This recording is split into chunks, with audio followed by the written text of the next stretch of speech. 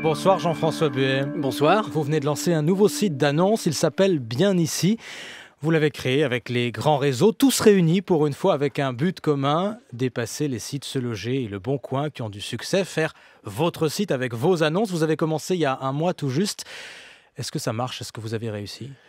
Ah oui, alors d'abord, la première réussite, c'est, comme vous l'avez dit, d'avoir regroupé tout le monde, c'est-à-dire les syndicats professionnels, avec aussi la Fédération des promoteurs, mais également les réseaux, Century, ERA, Guy-Hockey, enfin tous les réseaux qu'on connaît, les grands groupes d'administration de biens, Immobilier de France, Square Habitat, Foncia, Citia, Belvia, les promoteurs, Cogedim, Kaufmann, enfin, si vous voulez, toute la profession est réunie sur ce site pour mettre tous les biens qui sont à la fois les biens à vendre, mais aussi les biens à louer, que ça soit en neuf ou en existant. Un mois d'existence pour ce site, quel est le premier bilan? Premier bilan, on est à 500 000 biens sur le site à ce soir et on va atteindre les 800 000 biens à la fin du mois de janvier. Donc, est-ce que vous faites aussi bien, entre guillemets, que vos grands concurrents déjà installés? Je citais Se Loger, Le Bon Coin. Écoutez, je crois que la concurrence permet en tout cas aux consommateurs de voir la différence et de s'y retrouver. Vous savez, aujourd'hui, trouver un logement, c'est extrêmement compliqué. Là, on a mis en place un site qui est c'est un portail immobilier qui est le premier portail d'une nouvelle génération. C'est-à-dire qu'on utilise premièrement la géolocalisation, donc on tape le nom de sa ville ou de son quartier ou de son arrondissement, et puis un prix. Et avec ça, on est tout de suite, en 2 clics, dans le quartier qui vous intéresse, avec des pictos à chaque coin de rue pour trouver les appartements, les maisons à vendre ou à louer. Est-ce que vous aviez raté ce virage du numérique, franchement? On a pris du retard, clairement. Et si vous voulez, pour éviter le vous syndrome... Vous êtes fait ubériser, comme tout le monde dit en ce moment? Je n'irai pas jusque-là, mais en tout cas, pour éviter ce que j'appellerais moi plutôt le syndrome booking.com, les professionnels ont souhaité reprendre leur destin en main. Et donc, aujourd'hui, vous affichez les tout premiers résultats. Est-ce que ça veut dire que vous ne voulez plus figurer sur Se Loger, sur d'autres sites? Bien sûr que non. D'abord, je crois que tant les professionnels vont sur différents sites et les consommateurs font en général 3 à 4 sites pour trouver le logement de leur rêve. Donc, ce que nous souhaitons aujourd'hui, c'est qu'il y ait de la concurrence. La concurrence, elle est positive parce qu'elle permet à chacun de se positionner avec des marques, mais surtout des modes économiques différents. Si vous avez fait ce choix, c'est aussi pour des raisons économiques très simples. Bien sûr, bien sûr. C'est l'argent que vous devez verser à ce genre de site, je pense notamment à Se Loger, pour les annonces publiées. C'est combien d'ailleurs? Quelle est la différence entre Bien Ici, votre site, et Se Loger?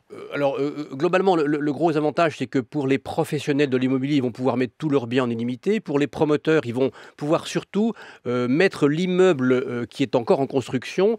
Ils vont pouvoir le mettre en 3 dimensions sur la parcelle cadastrale. Et le consommateur va pouvoir se promener dans la rue pour voir comment est l'immeuble, quel est le voisinage, quelle est la vue qu'on a depuis l'appartement du 2e étage quand on est sur le balcon. Donc c'est une vraie révolution technologique. En fait, c'est une révolution technologique qui est issue du monde des jeux vidéo. Et donc, vous payez moins cher pour figurer sur votre site que sur les autres, c'est ça? On paye en moyenne à peu près la moitié de ce qu'on payait ailleurs.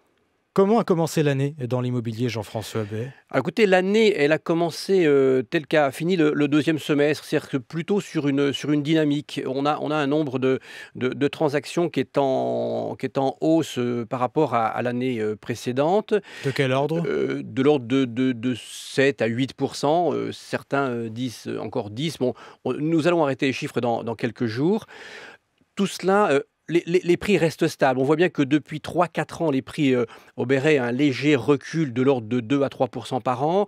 Là, on a vraiment le sentiment que les prix se sont stabilisés. Mais ces moyennes cachent quand même des réalités sur le terrain qui sont très disparates. C'est-à-dire, je pense aux zones tendues, en particulier à nos auditeurs parisiens. Bien sûr. Qu'est-ce que ça donne là? Alors, le marché parisien s'est quand même calmé.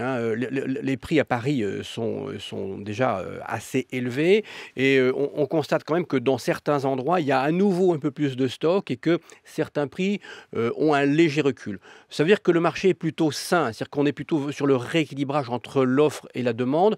Même si, encore une fois, on a des disparités sur Paris et puis sur des villes moyennes, voire en milieu rural. Par exemple?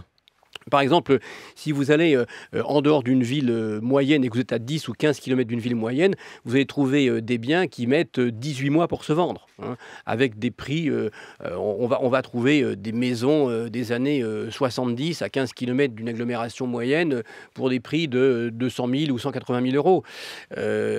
J'étais en Ariège il n'y a pas très longtemps, là il y a des prix qui se comportent à la baisse. Les taux des crédits restent bas. Est-ce que les primo-accédants, ceux qui achètent pour la première fois leur logement, sont revenus ? Est-ce qu'ils ont davantage les moyens d'acquérir leur logement ? Ils sont revenus plutôt sur les zones détendues, là où les prix sont moins élevés, parce qu'avec des taux bas, ils font tout de suite la différence par rapport à la location.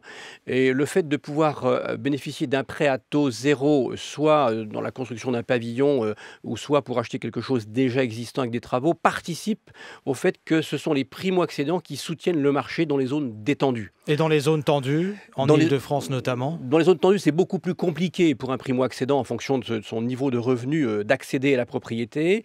Et on voit bien par exemple qu'à Paris, le pourcentage de propriétaires qui est de 58% en France n'est que de 47% à Paris. Le prêt à taux zéro, vous avez commencé à en parler, a été élargi au 1er janvier. Est-ce que vous en voyez déjà les conséquences ou est-ce que c'est encore très ténu ? Pas encore, parce que si vous voulez, dans le neuf, il y avait de l'attentisme. Les gens attendaient effectivement la mesure pour commencer de bâtir leur plan de financement. Et puis, dans l'existant, sachant qu'il faut faire 25% du montant de travaux, pour l'instant, on n'a pas encore vu réellement l'incidence, mais on y croit.